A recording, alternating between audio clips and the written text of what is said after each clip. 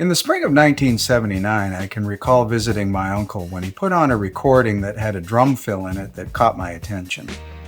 In my mind, I thought, I wonder if that spot in the song's going to come around again. I wasn't disappointed. The second fill was even better than the first. That moment marked my introduction to the drumming of Gary Mallaber, and his presence on the radio in the 1970s was about the single most important influence on my development as a young drummer and musician.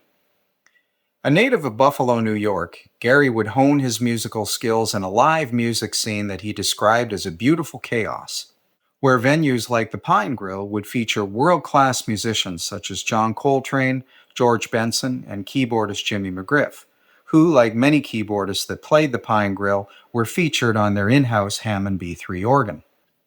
By the mid-1960s, Gary could be found playing the live music scene about 5 nights a week, with former Ronnie Hawkins keyboardist Stan Zalest's band, Stan and the Ravens.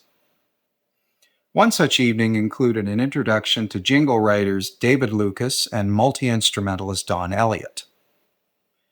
They'd been looking for a drummer to play on their various jingles and commercials, and to them, Gary possessed the ideal artistic styles that included an approach to playing what they referred to as the big beat. Still in high school, they'd fly young Mallaber down to New York City to record their jingles and have him back in time for Monday morning's first class. Pretty impressive for a 17-year-old.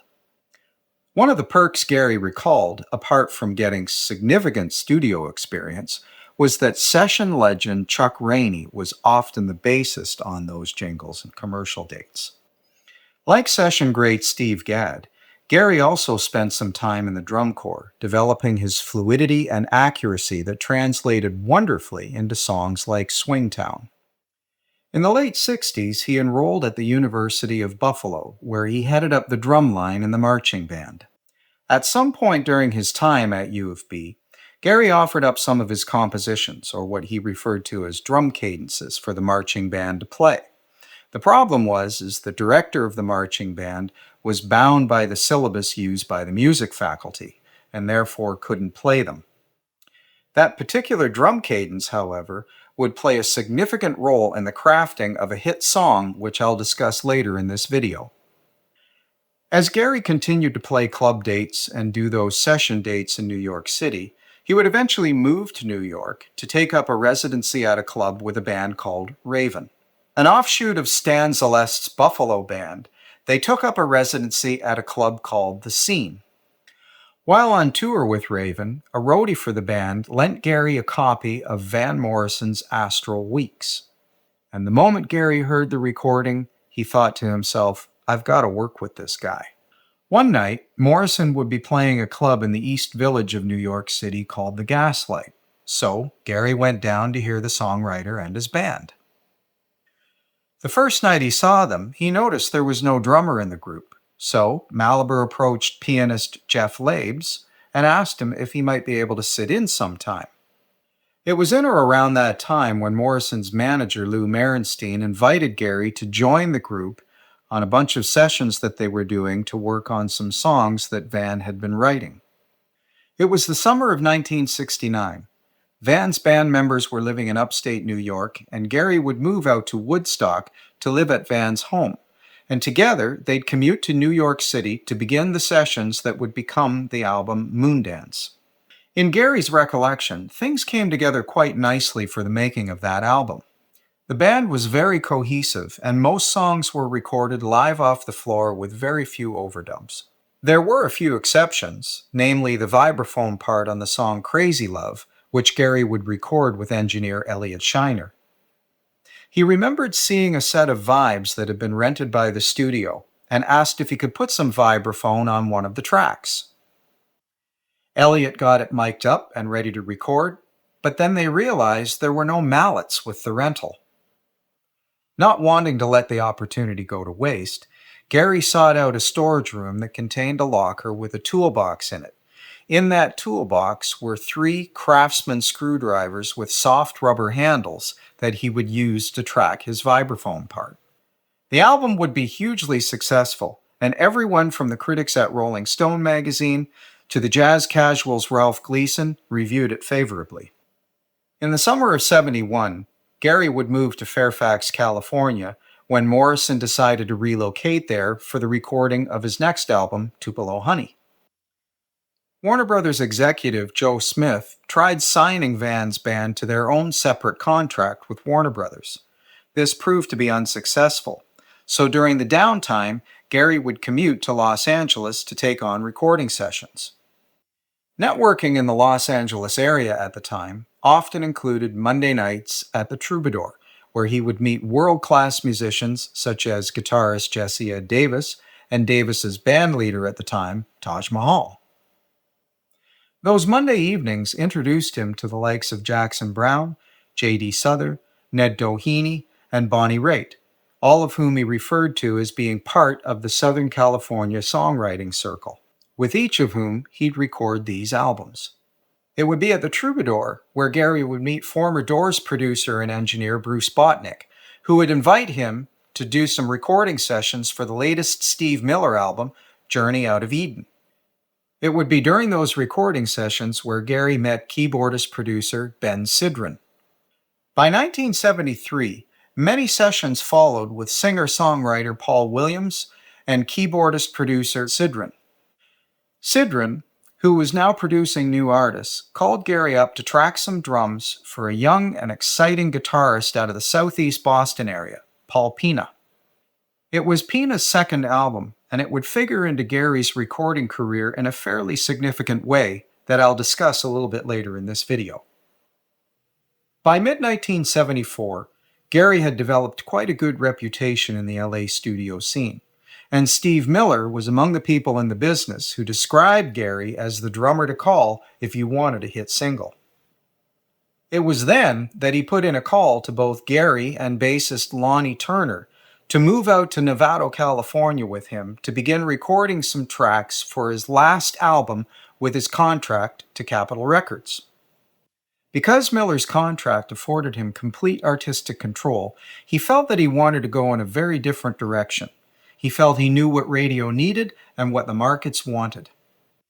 Gary and Lonnie would move in with Steve, and together they'd workshop all the ideas that Steve had on his demo tapes.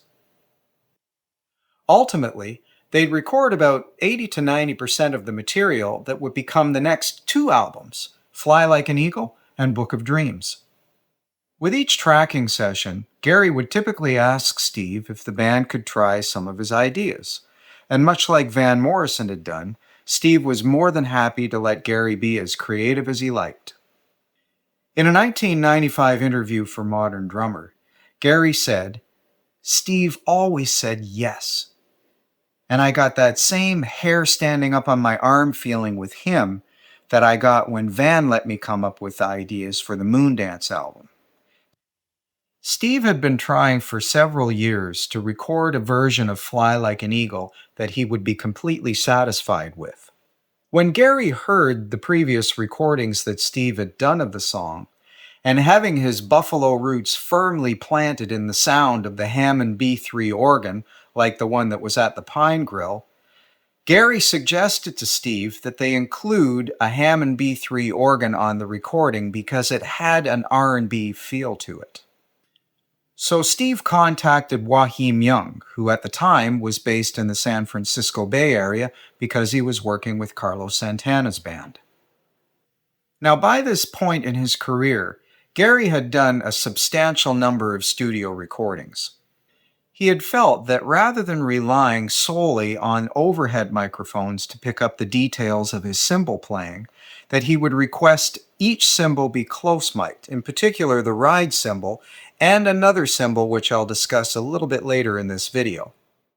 The result brought Gary's wonderfully creative ride cymbal pattern out in each chorus of Fly Like an Eagle, contrasting it with the long sustained chords in both the guitar and the Hammond organ. On the day they began tracking Keep On Rockin' Me, assistant engineer John Fasaro came out onto the recording room floor after they'd checked all the mics on the drum set. He spoke to Gary specifically about a cymbal that he said, more or less, had to go. Gary's response was one of resistance. In fact, he said, "You're going to put a microphone on that cymbal and you're going to turn it up." Under normal circumstances, artists wouldn't be granted the kind of freedoms and liberties that Steve was on his final album of that Capitol contract. But when Gary resisted and insisted that they mic the cymbal specifically and turn it up, every idea like that Gary had, Steve was free to explore. Gary said to John, "If this song hits, you owe me dinner for a year." And John agreed. Not only did the song hit, but it actually went to number 1. Once again, on this particular song, Take the Money and Run, he told Steve that he thought it would be good if the song began with a drum intro. So he came up with the idea of a drum fill leading into the song's main groove. After a significant amount of time was spent both rehearsing and tracking the song Swingtown, according to Gary, the song still wasn't working. He felt that it needed a more distinct rhythm section part. And while Steve had stepped out of the studio to take a phone call, Gary got an idea. He felt that the song needed a place to start from and a place to go to. As I mentioned earlier, while at Buffalo University, Gary composed what he referred to as a drum cadence for the drum line in the marching band. He distilled that cadence down to an ostinato pattern consisting of a bass drum, snare drum, and hi-hat pattern, and told Lonnie to come up with a 3 or a 4-note bass line to complement what he was doing on the drums. They'd been practicing it for several minutes when Steve returned to the console room and ran over to the talkback mic and told them to keep playing it so recording engineer Jim Gaines could track that rhythm section part. Gary loosely envisioned Swingtown as being a kind of soul rock bolero because of the drum cadence or drum pattern associated with the song. Swingtown would be among the hit songs that Steve would set aside in the hopes that with the success of Fly Like an Eagle, Capitol Records would agree to extend his contract. I'd be somewhat remiss if I didn't point out that the first release from that set of songs that Miller set aside for Book of Dreams was called Jet Airliner, and it has an interesting history behind it. Originally recorded by its writer Paul Pina, it was former Steve Miller Band keyboardist Ben Sidran who suggested to Steve that they record the song. So Steve checked out Pina's version and decided to record it. It peaked at number 8 on Billboard and continued Miller's string of hits. I suggest seeking out the album New Train to fully experience the original version of the song. Sadly, because of a dispute between Pina, his manager, and the owner of the label that recorded New Train, the album's release was delayed by 27 years, only 5 years before Pina's passing. There would, however, be 2 silver linings to this story. The first was that Steve arranged for Paul to rightfully receive the publishing royalties in return for recording his song.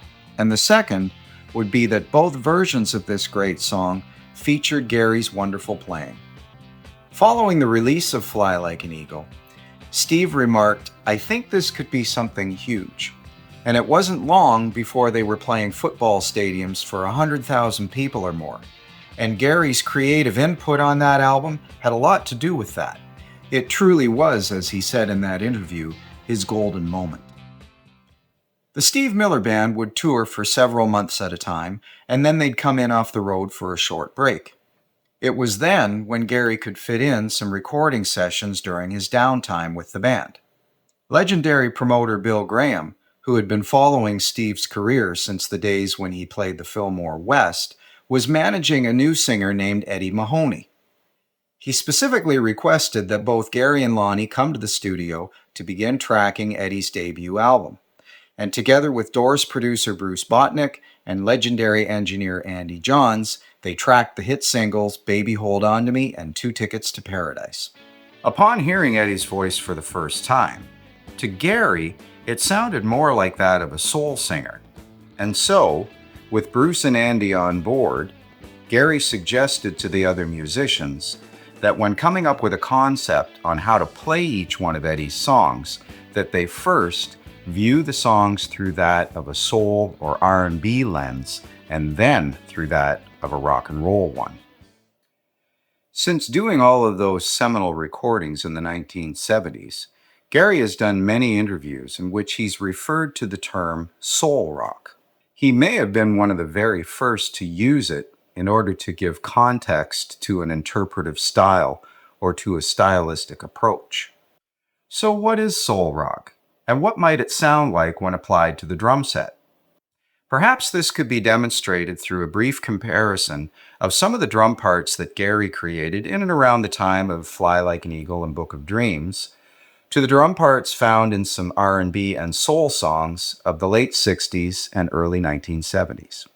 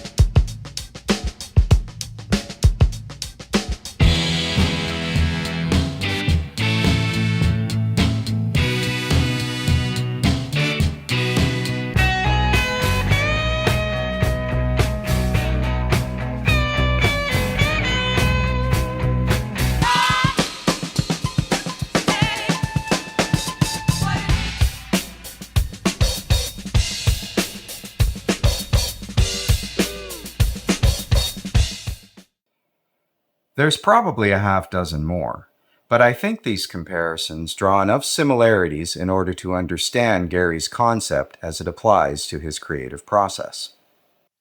The results have some of the spirit and character of rhythm and blues or soul, all the while maintaining service to the song and to its writer.